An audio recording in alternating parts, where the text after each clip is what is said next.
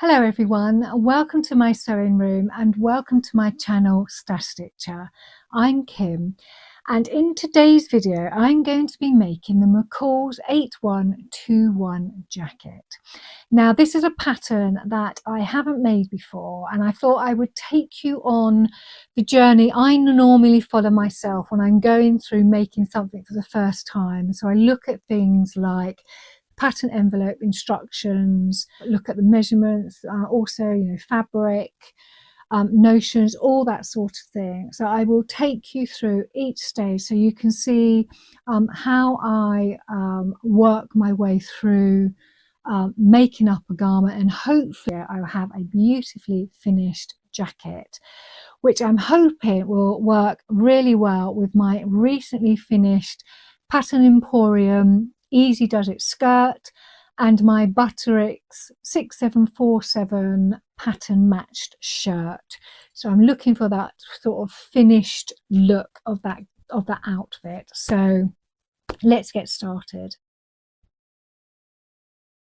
So like anyone, when I'm looking at patterns, I get drawn in by the image on the front of the packet. But once I've got it here, I really start to drill down and look at the line drawing on the back, because that is an indicator of what features are actually in the make. And there are lots of features by the looks of it in this jacket. So I can see straight away there's a really nice front zipper, which looks like it's on the diagonal.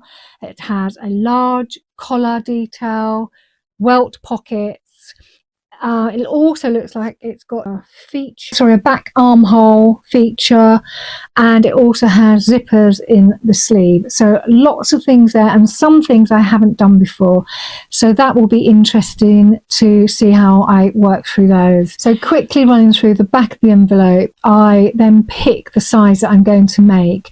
Now I make McCall's patterns quite a bit, so usually I go for a size 20 because it's always worked for me in the past. So a size 20 will fit a 42-inch bust, and I'm 43, but the ease on this jacket is 48, so 6 inches ease. So I think I'm okay with a size 20. So straight away the fabric suggestions are tweed, wool blends, faux leather, novelty fabrics. Probably that's why it's sequined on the front. And lining. There's lining. So the jacket is lined. I didn't expect that, so that's great. And I quite like the idea of lining because it hides all of the inside and it also elevates any garment. So I'm quite excited about the lining. Notions, 18-inch separating zip. Haven't used a separating zipper before, so that'll be interesting to see how that goes. And then 2 7-inch zippers, so they must be the ones that fit on the sleeve. And for my size, as I work down, I can see that I need 1.8 meters of fabric, 150 centimeter wide, or 2.3 meters of 115 centimeter wide fabric, and also shy of 2 meters of 115 centimeter lining. Okay, so I think that is everything.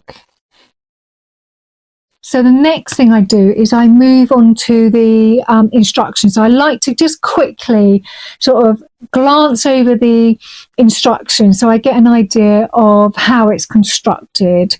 So I'm just going to quickly flick through that, and there are 26 pieces to this pattern. I mean, I don't think I've ever seen a pattern with so many pieces, but it's interesting, and quite a few of those look like they're the lining pieces, so that's good that they provided separate lining pieces as well.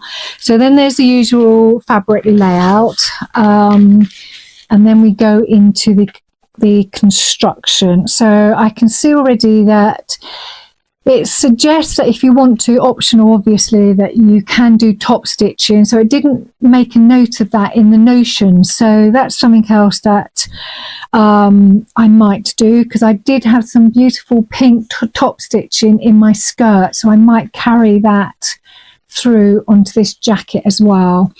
Then there's the welt pocket. Okay. Okay. Something weird going on with the pocket there, but we'll cover that later. Then, okay, you can see the shoulder, the back armhole detail. That looks interesting. So I can see I need to read more of that to get an idea of how that all is pieced together. And what else is there? And then it takes you through how to put the zipper in the fabric and also how to do the lining around the zipper. So that's something else I haven't done before, so that'll be interesting. So that was just a quick flick through the instructions. So what I do now is I'll go off and trace all of those pattern pieces. So I'll be a while, but I will see you in a tick.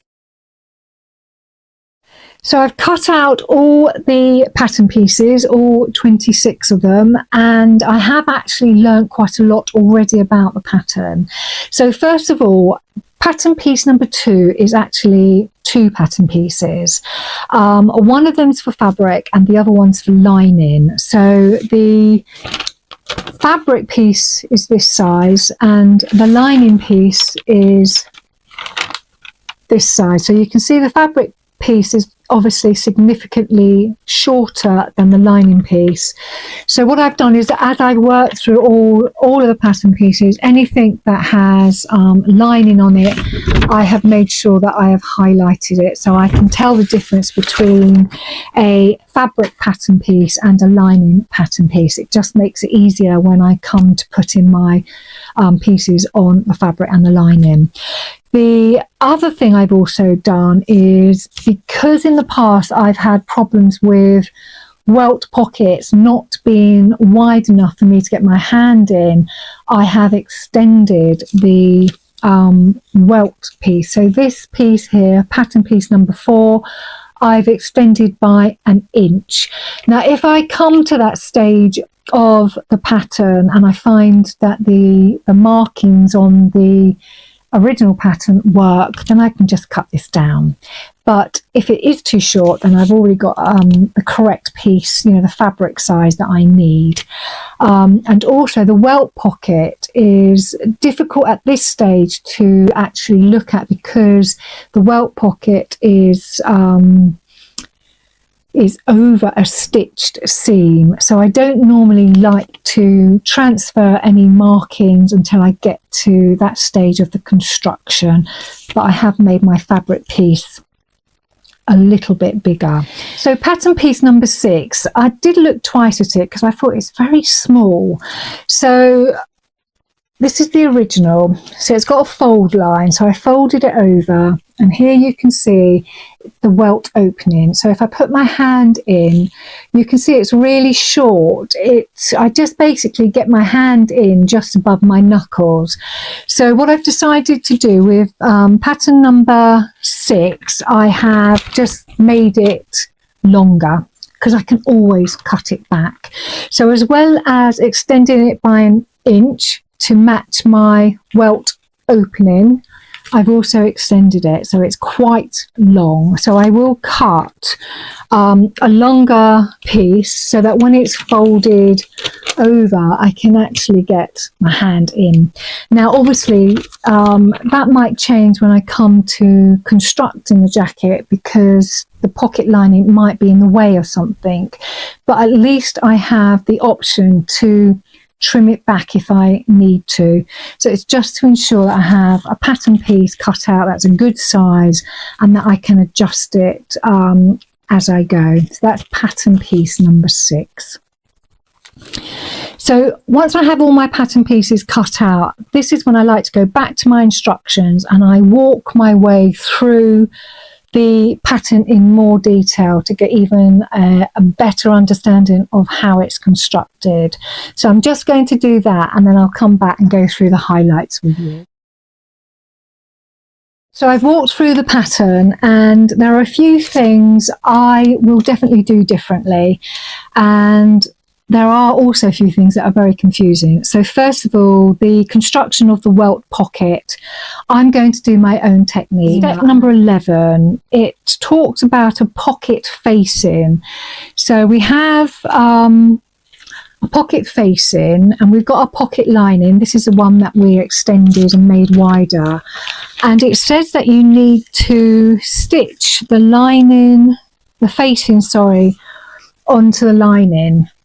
And I can understand why they've done it, but because this facing bit will be probably the main fabric, and this will be the lining fabric. So they put the main fabric here so that when your hand goes into the pocket, if the pocket opens, you will only see the nice fabric rather than the lining fabric, which is great.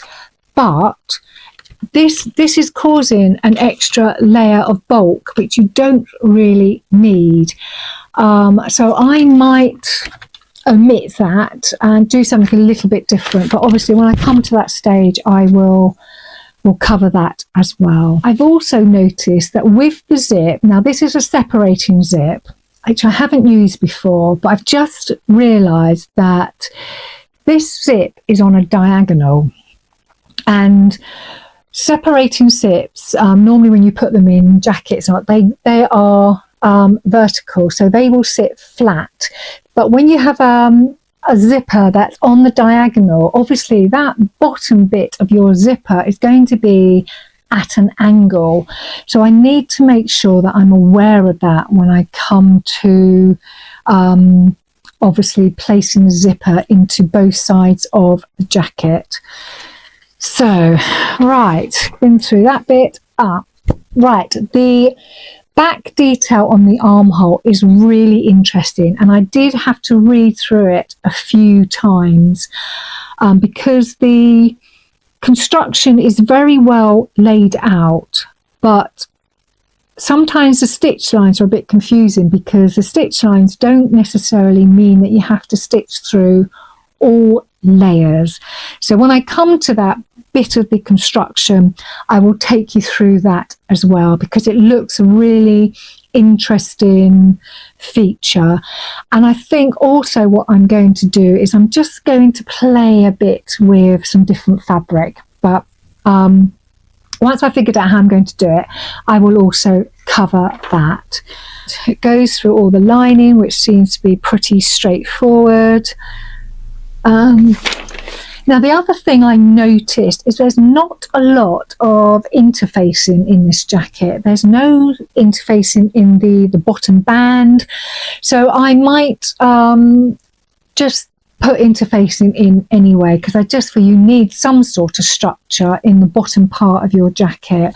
So I'm going to look at that also as I work through each section. So the next thing to do is to look at fabric. So as I've worked through the pattern pieces, I've started to visualize what the jacket will look like and anything that I'm going to do different with it. So first of all, the fabric itself. So I bought a few samples of fabric, and I did get a swatch of this beautiful green corduroy, and which will go lovely with my skirt and my shirt. And so I've got 2 meters of this, and obviously corduroy has a nap to it, so I have to make sure that when I place my fabric pieces on that they run in the right direction. So that's my fabric, 2 meters of that. It's 315 grams per square meter, and it's 100% cotton. So along with my fabric, I have my 2 zippers for my sleeves, and I have the 18-inch separating zipper. So I'm quite excited to use this because I haven't done one of these before.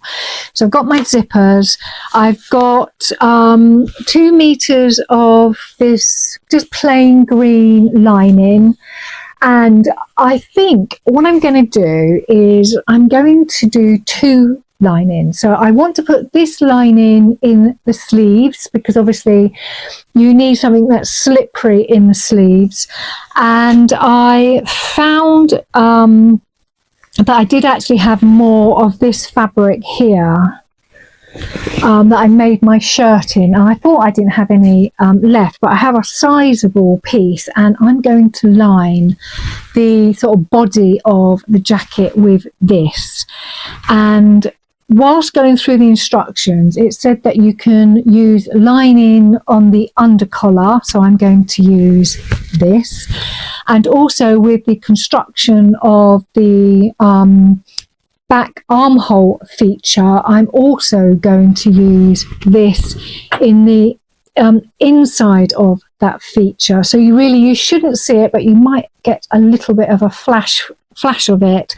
And I'm going to also use this in the pockets as well. On the back of the pattern envelope, they only mention the zippers in the notions section, but going through the instructions, there were a few other things that popped up, and I thought I would go through those and also take this opportunity to go through things like needles, presser feet, and anything else. The thread I'm going to use is a Gutermann's thread, so I've matched it up to my fabric, and it's just an all-purpose sewing thread, and I will use an 80/12 universal needle with this. Now when I straight stitch, I always use a straight stitch plate. So my straight stitch plate is just plate like this. It has a single hole here, and it is just solely used for straight stitching. And because of that, I will also use my walking foot. Now I have a walking foot. Not everybody will have a walking foot. It is not essential, and neither is the straight stitch plate. So if you haven't got them, don't worry, just use what you've got. It's just that I have these, I've collected these up over the years, and when I get the opportunity to use them, I do. Not included in the notion section was top stitching thread, and it is in the instructions. So I have decided to use a soft pink top stitching thread. Now this thread is a lot thicker than the normal sewing thread, and because of that you need a special needle for your top stitching. So I have used, or I will be using, a top stitching needle, and this is also 80/12, and the eye of a top stitch needle is a lot bigger, and it just means this thread can go through that needle really easily, and it won't shred your thread. Okay, so because of top stitching is normally stitched off center from your main seam, and because of that I will be using my edge presser foot.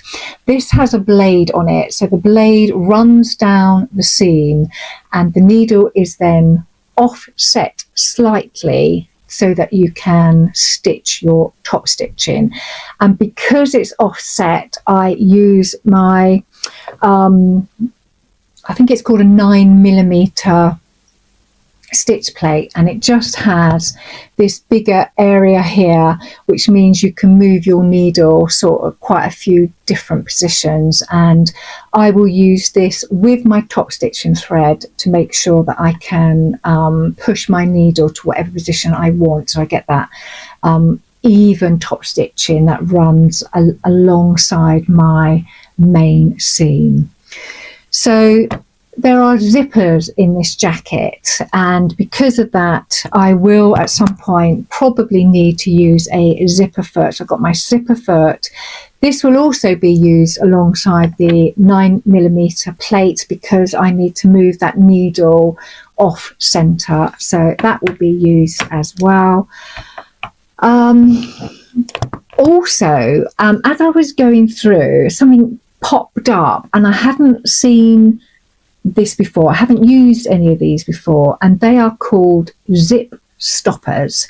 Now the main zip in the jacket is 18 inches long, and I've just measured it to see whether it was long enough for my size, and it is overly long. And because of that, I ordered in some zip stoppers, because if your zipper is too long, you need to change where your zip stops. And I've never used these before, and they are absolutely tiny. They come in a little bag. I got them off of Amazon. They come in a little bag, and I put one of them on sellotape so that you can actually see the shape of it. So it is tiny. So you put that on your zipper where you want your zipper pull to stop, and then you just hammer it into place so that your zipper pull can't go past that area. Now, I have never used one of these before, and I have seen people remove teeth from zipper, but my zipper is coiled, so I will experiment a bit before I start cutting the coil away and using one of these. So I will do a little bit of experimenting beforehand, but I will take you on that journey when I get to that stage of the construction. So I've decided to stop the video at this point because it was really, really long, and I couldn't ask you to watch over an hour and a half of me waffling on about making up this beautiful jacket. So I thought I would break it down into bite-sized pieces and just release them daily. So this video is all about my thought process and what I put myself through when I'm thinking about making something for the first time. So I'm obviously looking at the pattern instructions, pattern pieces, and all the time I'm visualizing what that end garment is going to look like.